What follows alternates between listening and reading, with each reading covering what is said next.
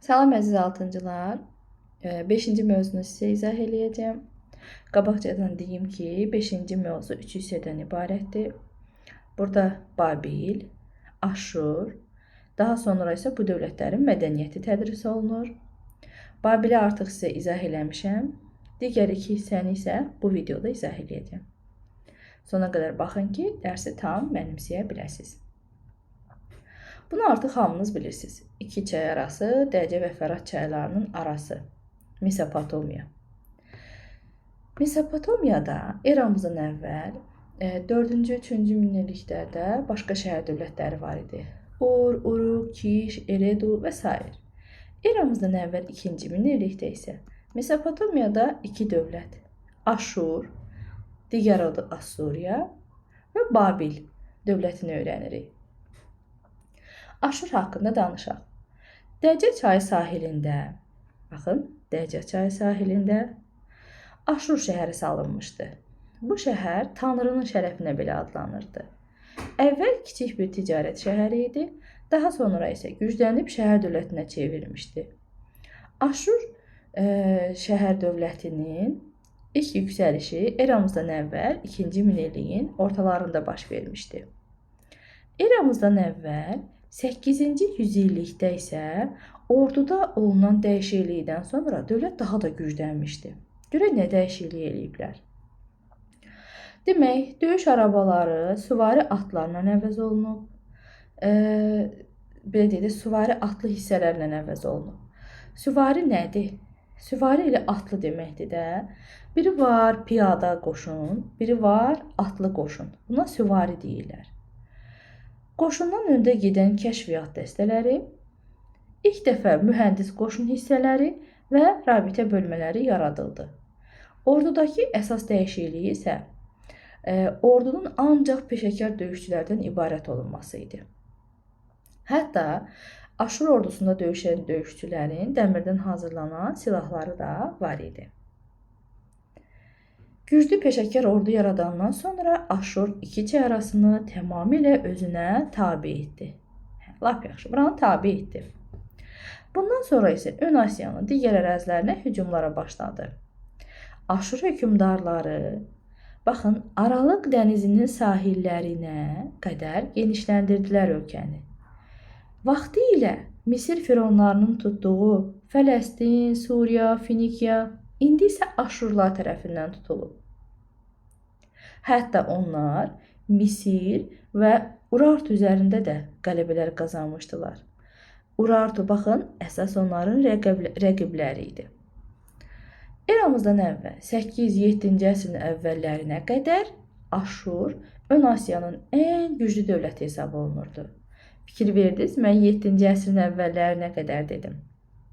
Çünki bu dövlət eramızdan əvvəl 612-ci ildə bu dövlətin şəhəri Nineva dağıdılmışdı. Neçənci əsrdir bu? 7-ci əsrdir. Assuriyanın və yaxud Aşur dövlətinin birinci paytaxtı Aşur idi. Digər paytaxtı isə Nineva idi. Ora köçürülmüşdü. İşğal olunan ərazilərin əhalisi ilə olduqca amansız rəftar edirdilər. Müqavimət göstərən əhalini ən vəhşi üsullarla istismar edirdilər. Şəhərlər yenidən yeksan olunur, ölkələrin sərvətləri tamamilə qarət edilirdi. Və bu siyasət tabe olunan xalqlarda Aşura qarşı nifrət hissini daha da artırırdı. Aşur hökmdarları Urmiya gölü hövzəsinə də tez-tez basqınlar edirdilər. Demək, biz nəyi öyrənəcəyik? Urmiya gölü ətrafında Azərbaycanın bir dövləti var idi. Manna. Aşurlar Mannaya da tez-tez yürüşlər edirdilər. Lakin Manna dövləti güclənəndən sonra Aşur hökmdarları siyasətlərini dəyişməli oldular. Hətta onlar Manna ilə müttəfiqlik əlaqələri yaratdılar ki, Urartuya qarşı birgə mübarizə aparsınlar. Eramızdan əvvəl 7-ci əsrin əvvəllərində Qara dəniz ətrafından İskit tayfalarının yürüşləri başlandı. İskitlərin mənşəyi Türk idi. Aşur mənbələrində isə onlara İşquz deyirdilər. Görək bu tayfalar necə vəziyyəti kökündən dəyişib. İskitlər köçəri həyat sürürdülər. Onlarda atçılıq yaxşı inkişaf etmişdi. İskit döyüşçüləri ilə at belində düşmənə ox yağdırır, sürətli manevrlərlə rəqiblərini çətin vəziyyətə salırdılar. İskitlərlə ilk döyüşlərdə Aşurlar məğlub oldu və Aşurların məğlubiyyəti tabe etdikləri xalqlarda bir ümid yaratdı. Hamısı üsyanlara başladılar Aşura qarşı. Hətta Manna dövləti də tam müstəqil olmaq üçün həmən tayfalarla İskitlərlə yaxınlaşdılar. Nəticədə bəzi ərazilər Aşurun tabeliyindən azad olundu. Və hökmdar Aşurbanipalın sayəsində Aşur bir müddət dövlətçiliyini qoruyub saxlaya bildi. Lakin artıq onun qüdrəti sarsılmışdı. Eramızdan əvvəl 7-ci əsrin sonlarında Midiya və Babil birləşərək Aşurlar üzərinə yürüşlərə başladılar. Gəlin xəritədə bir dəfə baxaq onlara. Demək, hansı dövlətlər birləşdilər? Midiya və Babil kimə qarşı birləşdilər? Aşura qarşı birləşdilər. Midiya ordusu Aşurlar üçün müqəddəs şəhər sayılan Aşur şəhərini tutdu. Bu şəhəri dağıtdı. Hətta Aşurların yüzilliklər boyu Önasiya xalqlarına qarət edib öz məbədlərində saxladıkları ölçüyə gəlməz sərvəti talan etdilər. Eramızdan əvvəl 612-ci ildə Midiya və Babil orduları Aşurun son paytaxtı Aslanlar yuvası adlandırılan Ninevanı tutub qarət etdilər. Şəhəri yandırdılar.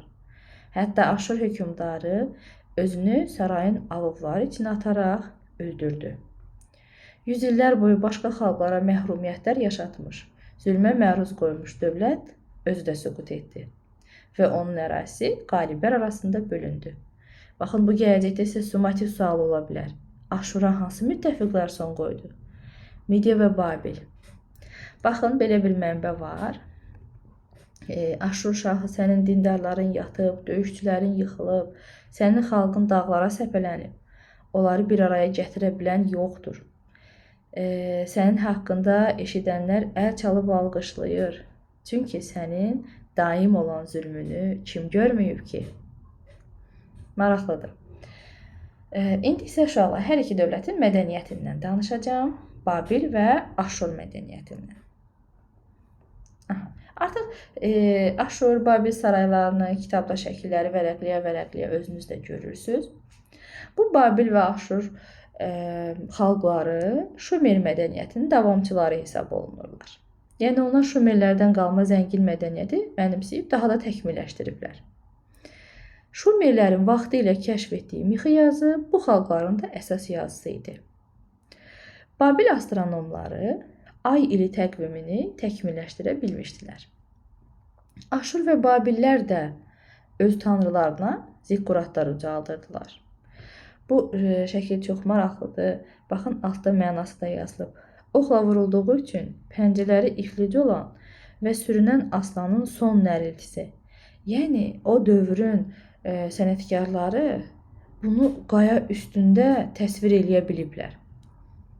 Onun nəriltisini, onun vurulma formasını.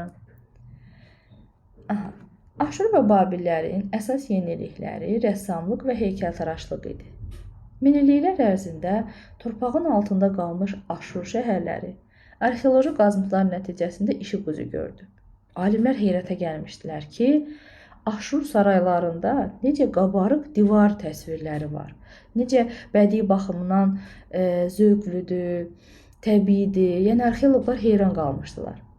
Divar rəsmləri, hökmdarların ov səhnələri, belə deyək də bu divar rəsmləri saray həyatını, müharibələri, müharibələrdəki qələbələrini öyrənməyə tarixçilərə kömək eləyib. İki çay arası əsatirlərinin əfsanəvi canlılarına, qanadlı öküz, qrifon və sfinks heykəllərinə üstünlük verməsi Aşur və Babil heykəltaraşlığının mühüm xüsusiyyəti idi. Biz sfinksi bilirdik. Başı insan, bədəni aslan olan əfsanəvi varlıq idi. Burada da baxın, insan başlı bir şir heykəli var. Amma bu şirin də qanadları var. Hətta bu həmən belə deyək də heykəl hal-hazırda Amerikadadır, Metropoliten Muzeyindədir. Qanadlı Aşşur öküzü 2-ci Sarqonun dövründə düzəldilib. Demək, bu Aşşur və Babillər qanadlı öküz təsvirlərindən, sfinksdən, qrifondan çox istifadə ediblər. Memarlıqda da əsas yeri saray və məbədlər tuturdu. Aşşur hökmdarları özlərini şöhrətləndirmək üçün yeni saraylar tikirdilər, divar rəsmləri çəkdirirdilər. Saray həyat fəaliyyəti üçün lazım olacaq hər şeylə təmin olunurdu. Ona görə saray ayrıca bir şəhərə oxşuyurdu.